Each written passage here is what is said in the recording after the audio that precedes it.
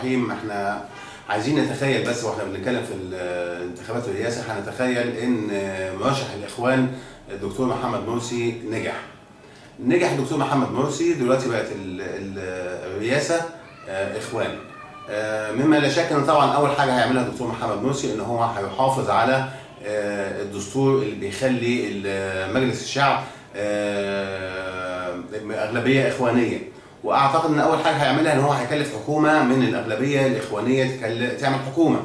وطبعا حركه المحافظين هتبقى في ايد رئيس الجمهوريه على الدستور الحالي، واعتقد ان هو هيحاول يعمل محافظين طبعا من الاخوان المسلمين، ده الولاء مفهوم طبعا. واعتقد ان مجالس المدن والقرى هيحطها طبعا اللي هي بالتعيين، هيخليها زي ما هي بالتعيين ويحط فيها الاخوان المسلمين عشان نقوم بمشروع النهضه اللي هو عامله يخلص في حوالي 16 سنه ولا 15 سنه حاجه زي كده. يعني عامل حسابه ان هو يقعد فتره والثانيه وبعدين يجي حد بداله يقعد الثالثه والرابعه وبرضه حد من الاخوان يجي الخامسه وهكذا. يبقى هو المشروع مبني ومصبوب على الاخوان المسلمين.